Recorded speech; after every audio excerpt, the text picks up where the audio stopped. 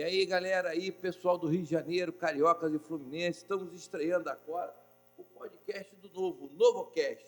E agora, nesse momento, com a nossa pré-candidata, Roseli Ferreira, para falar de assuntos variados, temas que é da pauta dela, esmiuçar, detalhar e ver a posição da nossa pré-candidata diante de temas que são extremamente relevantes. Roseli, tudo bem, querida? Tudo bem, Popó, boa tarde. Vamos gravar um conteúdo bom aqui? Bora. Vamos botar para quebrar? Vamos lá. Vamos mostrar a Roseli para os cariocas e para os fluminenses? Vamos lá. Então, vamos embora.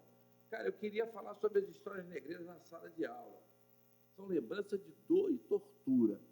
O que você acha, Roseli? Está na hora de colocar para as nossas crianças que, na realidade, todas elas, 90%, são mestiças, são negros e mestiços, e mostrar os nossos heróis, ou essa história de tortura e dor vai continuar torturando nossas crianças em sala de aula? A tua opinião, vamos lá. Na tua câmera ali, ó, para o povo carioca ver. Vamos lá.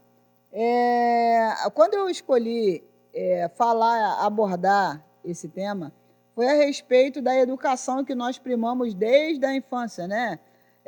Como que a criança negra ela se vê na história brasileira.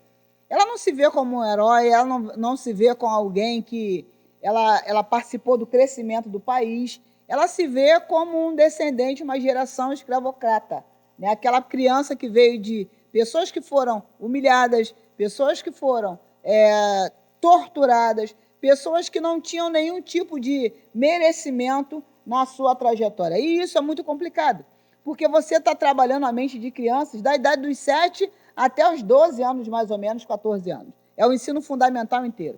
Então, é um conceito que na mente... a criança negra, ou Popó, para ela não é parda, né? Não existe o conceito pardo, mameluco, não. Ele é negro, porque ele é tratado como negro. A sociedade trata negros e brancos. E existe esse diferencial. Quando a gente vê essas histórias de milhares de anos, que já, ressignificou o Brasil, né? E nos arremetem à África, né? Que o povo diz que nós temos que guardar as lembranças dos nossos antepassados. Antepassados meus são brasileiros. Né? Não, mas vieram da África. Mas nós vivemos num país hoje livre. E nós continuamos com esse conceito. Por que não os antepassados que ajudaram a história, os negros Sim. valorosos, as negras valorosas, que ajudaram e que valorizaram o país e que levantaram o país? Por que só pensar no legado do negro que foi escravizado? Por que não contar a história para as nossas crianças de negros valorosos que ajudaram a construir esse país e que fizeram coisas lindas, maravilhosas? Tem cientistas, engenheiros, enfim, gente a raça negra espalhada por todo o país, melhorando tudo, a parte técnica, a parte de ciência, a parte de educação. A gente tem negros em todos os ramos de atividade do país que deveriam ser lembrados e colocados como exemplo para essas crianças, não é isso? As crianças, você acha que cria um trauma na cabeça dessas crianças, cria um problema de ela não se sentir grande o suficiente, ela não se sentir valorizada, ela fica com aquele estigma de escravidão? Por que isso acontece do ponto de vista, inclusive, emocional? Vamos lá. Né? Qual é a maior artimanha do PT? É trabalhar com a vitimização. Quando você pega as instituições hoje, né, raciais, pelo Brasil, você está lidando com pessoas que lidam com a negritude, né, ou seja, não é nem negritude, é o povo preto. Né? E esse povo preto, a intenção é vitimizar no máximo. Geração de escravos, o quanto sofreu. É tão complicada essa questão cultural que até hoje nós temos quilombos no Brasil, no Rio de Janeiro. Tem inúmeros quilombos por aí que os quilombolas vivem como relembrando os sofrimentos da Mãe África ou relembrando o sofrimento dos negros brasileiros. A criança guarda isso? Com certeza. O psicológico da criança, né, é preparado na sua infância. O seu aprendizado, a retenção de informações, a memória histórica da criança é criada na sua infância.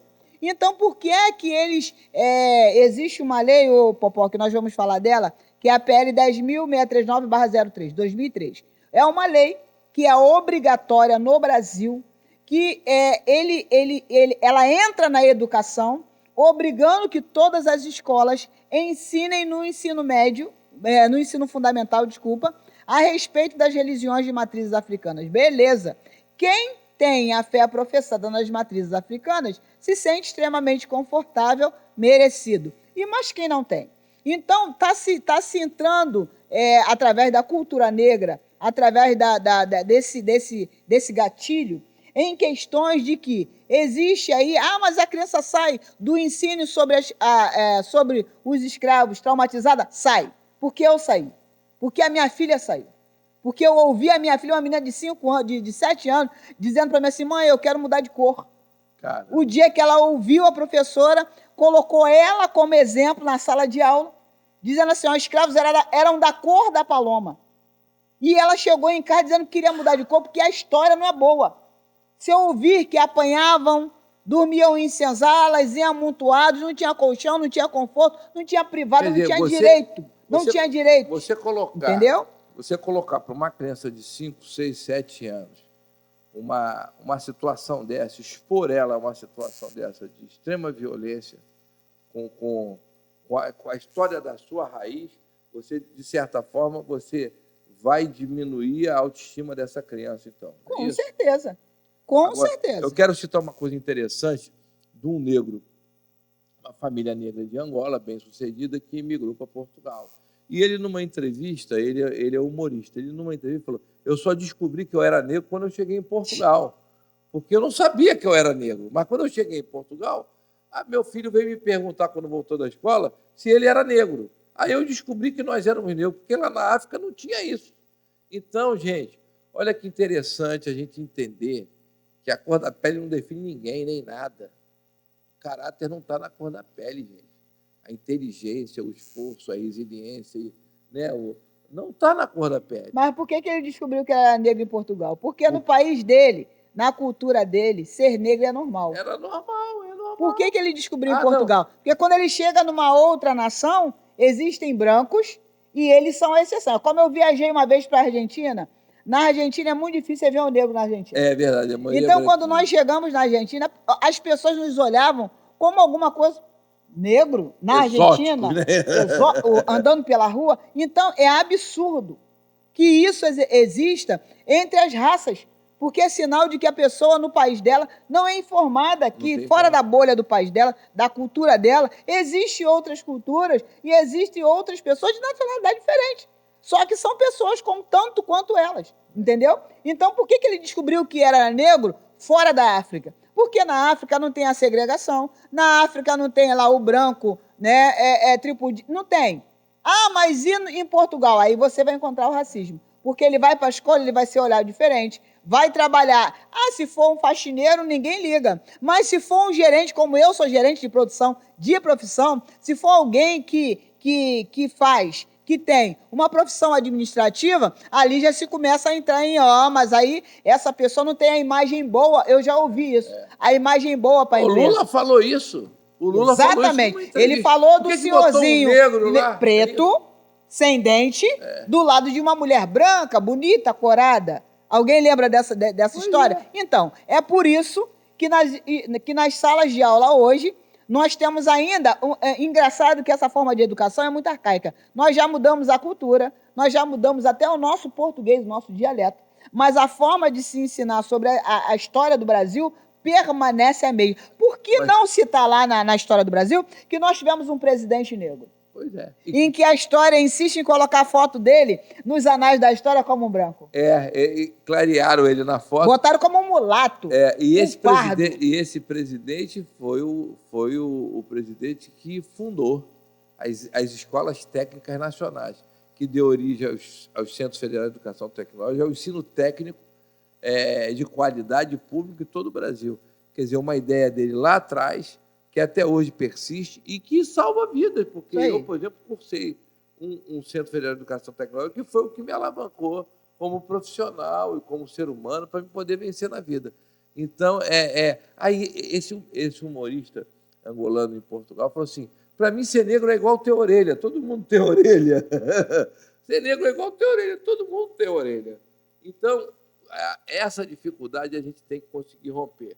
eu e Roseli estamos, inclusive, pensando num projeto, né, Roseli? Exato. De trazer os grandes negros da história. Nomes de grandes negros da história para serem conhecidos. Contar a história desses grandes negros. E eu acho até que a gente pode transpor a fronteira, porque a gente tem negros na história americana que são maravilhosos. Sim. Tem negros de outros países que têm, assim, luta pela vida impressionante. Mas vamos começar com a série brasileira, né? Vamos trazer todos os negros brasileiros. A ideia, Popó, eu hoje sou uma pré-candidata a uma função política. A minha ideia é inserir esses negros na nossa história. Foi feita uma PL em 2003, assinada e sancionada pelo presidente Luiz Inácio Lula da Silva, que obriga que nas escolas, na educação do seu filho, seja colocado um conceito religioso. E por que não inserir na educação carioca, na grade curricular da carioca, ao invés de se cultuar Zumbi dos Palmares, se cultue a Luz Gama? Exatamente. Por que não ensinar nas salas de aula, nas histórias de negros, ao invés dos navios e as correntes, ensinar as histórias de sucesso de um homem que há centenas de décadas atrás, ele simplesmente foi um presidente da República que trouxe um crescimento significativo ao Brasil na época que ele presidiu. Por que não contar a história de cientistas que mudaram a história do Brasil através da sua inteligência e do seu conhecimento? Por que só cultuar a Zumbi dos Palmares? Inclusive, através dessa mesma PL, se institui o Dia da Consciência Negra, que é o dia 20, né, de setembro, de novembro, sei lá qual a data, né, dia 20 de novembro, e nessa data não se faz consciência negra. A gente está careca de saber que nessa data se cultua um homem que era um feitor de escravos, que era Zumbi dos Palmares. Comprava, aprisionava, fazia o mesmo tipo de violência. Então, sinceramente, para mim, né, esse tipo de cultura, ela precisa ser mudada. Entendeu? E uma das minhas lutas nisso daí, na educação, para mudar a educação, você tem que deixar que o negro ele saia da sala, a criança, ele cresça valorizando a sua cor. Ele entenda o significado da sua cor. Educar é uma coisa, doutrinar é outra. Doutrinar é o que o PT faz. Doutrinar é o que se faz dentro das salas de aula. Mas educar é você levar cultura. É você ensinar que aquela raça vale. Que aquela criança tem tanto inteligência quanto uma outra para poder arguir, deliberar, fomentar, planejar e levar à frente projetos institucionais que façam com que a etnia negra se desenvolva, cresça e se fortaleça no Brasil. Legal, muito bom. Gente, a gente vai ter muita história, né? O nosso Cândido, nosso navegante negro, nosso marinheiro com a revolta da chibata, nós vamos contar tanta história bonita, tanta história bacana aqui, luta de mulheres negras na independência do Brasil, quando finalmente nós conseguimos dizer não, né, à monarquia portuguesa. A gente tem muita coisa boa, bonita para apresentar sobre as histórias do negro. Agora, por que temos que fazer isso? Porque o Brasil só vai estar livre disso quando a gente finalmente poder olhar um para o outro e não enxergar a cor da pele.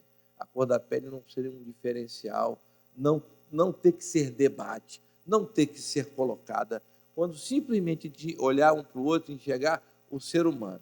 Então, a luta é constante, né? O Partido Novo, a contrassenso do que todos querem falar, é um partido que luta por liberdade, por igualdade, para prosperidade. Nós não estamos aqui para transformar esse país num grupo enorme de gente pobre, como aconteceu na Venezuela, Sim. E com uma cúpula de políticos extremamente bilionários, com dinheiro espalhado em paraísos fiscais. Nós vamos lutar por isso, nós vamos lutar pelo brasileiro, conseguir entender que o brasileiro é essa mistura, esse caldo. E Darcy Ribeiro falava isso. Sim. E é de esquerda, tá? Que a força do Brasil está na nossa mistura, e a gente se relacionar, e a gente formar famílias, independente dessa questão da cor da pele. Eu tenho horror da questão de ter que debater o racismo, mas é necessário até que chegue um dia que isso se esgote. Pepe, isso se esgote. Popó. Alexandre Popó, nosso digníssimo presidente. Vamos lá, nós não estamos falando aqui de cor de pele. Eu quero começar a entrar no assunto chamado Herês. Vamos lá. Projeto Herê. Né? O nome já diz tudo, eu sou uma pessoa evangélica. Me explique eu sou uma pessoa evangélica. Vamos lá. Você é evangélico, então esse vídeo para você vai interessar. Eu sou uma pessoa evangélica e quando eu li a respeito da PL 10.639/03, eu já fiquei Esmiuça para o povão carioca e fluminense. Vamos lá. O que é essa PL? O que é a PL? Essa PL 10.639/03, 2003, exatamente foi a PL que o Lula aprovou em 2003, um projeto de lei que torna obrigatório o ensino, o ensino nas escolas de ensino fundamental, tá? A respeito das religiões de matriz africana. Diz aqui, ó, que esse projeto ERE é um projeto que vai introduzir, né? Eles dão um curso de formação continuada e introduz na educação infantil as relações étnico-raciais, tá? E quando se fala de étnico-racial, né? Eu tô quase que não falo. Étnico-racial, se fala de cultura. Mas quando você fala de religiões de matrizes africanas, você aborda aí o texto religioso. Porque vem nome de personalidades dentro de religião africana, vem conduta, vem forma de prática de culto, e isso aí não é educação. Então, o que é que... Isso agride a nossa Constituição, não é isso? Exatamente. Rodrigo? Não, agride a nossa fé. Eu falo como evangélica. Aí eu vou para a nossa Constituição brasileira, a nossa Constituição, que ela no seu artigo 19, né, a nossa Constituição brasileira, ela simplesmente diz que o Estado é laico. Constituição brasileira, artigo 19, diz que o Estado, o município ou o governo federal, não existe um credo religioso pertinente e preterido, né, para que seja manifestado dentro dos meios municipais, estaduais ou federais. Aí vem o presidente Lula com a PL 10.639/03 e obriga que os estados, as federações, os municípios coloquem obrigatoriamente no currículo da Secretaria de Educação os ensinos sobre, né, as religiões de matriz africana. Gente, isso eu achei sinceramente uma agressão à minha religião, à minha formação religiosa e a todos os evangélicos do Brasil. Essa lei é uma lei brasileira. Ela não atinge só o município ou o estado, ela atinge o país, né? Em todas as escolas do país é colocado com obrigatoriedade os ensinos das religiões de matriz africanas. E na Universidade do Estado de Minas Gerais existe o projeto ERE, que é o projeto que treina professores. Mas esse professor, eu sou crente, eu sou evangélico, eu sou católico, não importa. Você vai ser treinado naquilo ali para você ensinar em sala de aula a respeito de Ogum, a respeito de Exu, a respeito de Iemanjá, a respeito de religiões que deveriam ser ensinadas pelas famílias, pelos pais, e não pela escola que tem a função de educar. É isso aí, eu corroboro todo o posicionamento da Roseli, como presidente do diretório do Rio de Janeiro e como voluntário da Roseli, estarei de braço dado com ela, lado a lado, para lutar por mais uma ignorância, né? Também o que pode esperar de um presidente que tem a terceira série, não é isso? Não dá para esperar muita coisa, gente. O brasileiro tem que conseguir entender, tem que escolher pessoas melhores. Por isso esse trabalho do Partido Novo, de trazer pessoas com indignação, quer vir para a ação, e a Roseli é um exemplo vivo disso, de uma indignação muito forte, tá? De falar a história de dor dos negros e não dar o devido valor, mostrar o mérito, né, que a imigração africana negra contribuiu para o país de forma positiva. Não houveram só escravos, não. Houveram advogados, pessoas Exatamente. Que se formaram, médicos cientistas, Exatamente. Engenheiros, entendeu? Que naquela época em que era muito difícil galgar uma profissão dessa, uma formação dessa, nós tínhamos negros no Brasil com formação já, inclusive fazendo universidade, fazendo curso superior fora do país. Então, por que não trazer essas histórias, esses casos desses negros e colocar para todo o país, para todo o estado do Rio? Então, a ideia, Roseli, é que a gente faça essa série, tá? Ela vai trazer a pesquisa, nós vamos semanalmente estar mostrando a história, uma grande história de um grande negro, e eu gostaria de trazer até alguns exemplos também fora do Brasil, de negros maravilhosos que influíram na mudança do mundo, na perspectiva do mundo. Tem vários exemplos também de negros, vamos trazer os negros brasileiros e, esporadicamente, vamos pegar negros também de todo lugar do mundo, porque eles foram migrados forçosamente para muitos lugares. É claro que na América foi assim um absurdo, né? 10 milhões de negros escravizados da América, dos quais 5 milhões só no Brasil. O Brasil foi o maior país de absorção da mão de obra escrava negra. Então, a gente tem que ter essa consciência. E eu vou te dizer uma coisa, foi bom para o país, porque eles vieram, eles se desenvolveram, eles lutaram, eles realizaram, eles conseguiram transformar o Brasil no que o Brasil é hoje, tá? E com exemplos para o mundo inteiro. Então, vamos estar mostrando essa série aqui e eu espero que todo mundo entenda isso.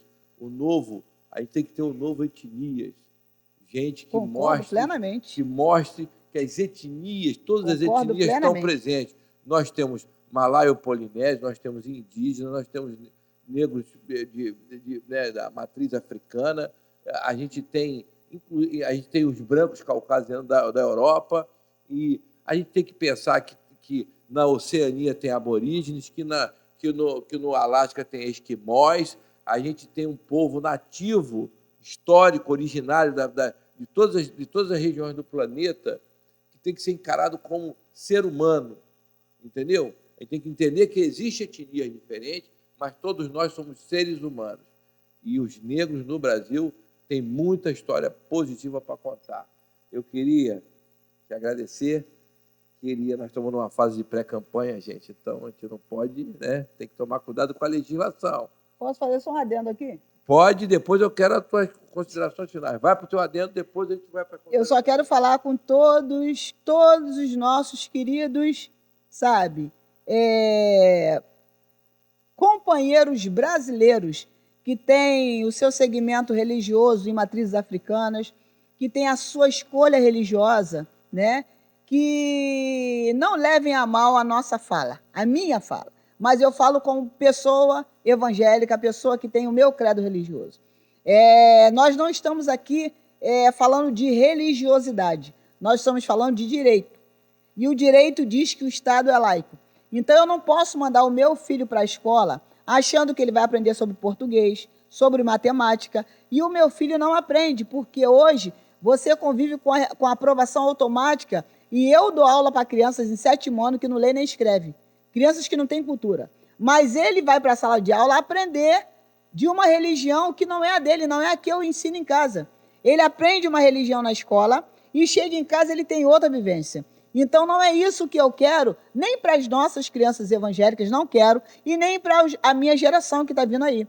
Eu quero que ele tenha conhecimento, que ele vai para a escola e aprenda sobre matemática, aprenda a escola sobre histórias verdadeiras de negros que ressignificam, e eu não estou pregando cor, e nem estou fazendo um debate de racismo. Eu estou falando a respeito de direito. Se a Constituição confere ao Estado ser laico, ela não pode ser alterada por uma lei, por um projeto de lei. E se não há o respeito com a opinião do cidadão, é isso que está em voga, que a minha opinião como mulher evangélica de instruir o meu filho, o meu neto, no caminho que ele deve andar, o Estado não pode ter esse poder, porque a Constituição assegura que ele é laico, ele não tem opinião, preferência ou vínculo religioso para poder implementar isso numa sala de aula. A ordem vem pelo professor na escola de aula, né, na sala de aula. E o professor não é o dono da criança, ele é um instrutor. O Estado está confundindo uma coisa, limite, né? O responsável legal por cada criança em sala de aula são os seus pais, ou o representante legal.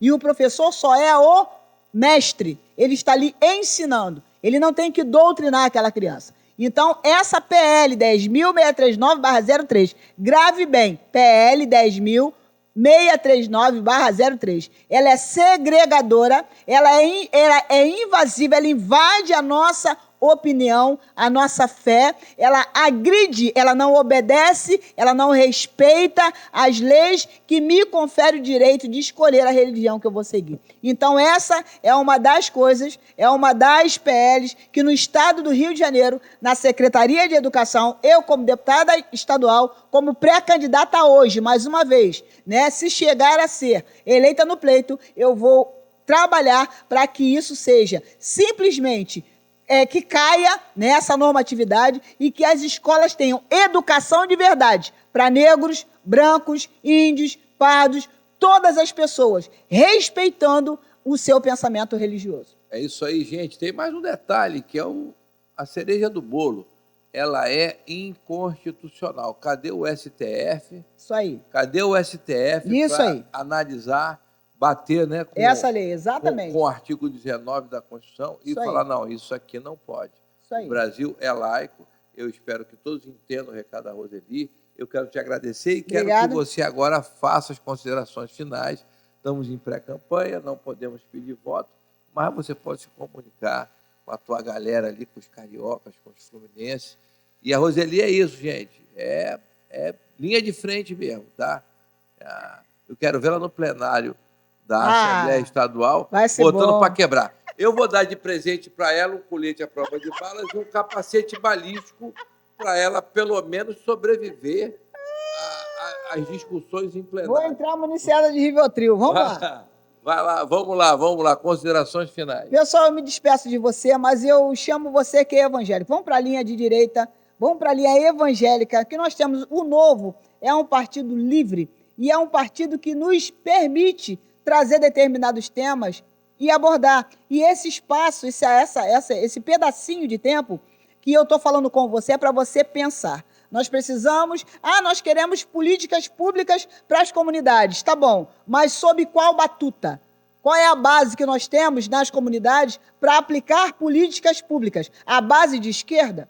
A base da vitimização? A base que o teu filho e o meu nego precisa de provar diante de uma cota que a universidade é obrigada a dar uma vaga para ele pela sua cor ou pela sua capacidade intelectual? Pela sua cor ou pela sua inteligência? Pela sua cor ou por aquilo que ele é? Pelo cidadão, pelo ser humano que ele é. Então eu quero que você pense, não ande segundo o conselho de pessoas, mas ande segundo aquilo que é verdadeiro e real. Todos nós, brancos, negros, temos a mente de Cristo. Todos nós temos conceitos familiares. Todos nós, lembra a moral e cívica que foi erradicada da grade estudantil? Ela precisa voltar. Nós precisamos moralizar o ensino público no estado do Rio de Janeiro, para que o cidadão na comunidade ele não receba doutrinação, e sim educação. E a educação vai além dessas fronteiras. Seja um negro, mas o negro que realmente tenha consciência que você não precisa ser uma vítima, que você não precisa ter um algoz, mas que você precisa ter a consciência de que nós somos pensantes, pessoas, cidadãos brasileiros, e estamos aqui para fazer com que o nosso Brasil prospere, fazer com que o nosso Brasil tenha novos horizontes, porque é isso que o Brasil, é disso que o Brasil precisa.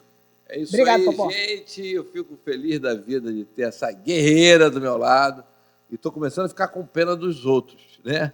Daqueles partidos com aquela visão socialista, segregalista, de segregar, de vitimista, de se vitimar, né, de transformar minorias gritam, mas que não atende ao processo democrático que o Brasil tem que ser inserido. Todos nós temos direitos iguais, somos iguais perante a lei.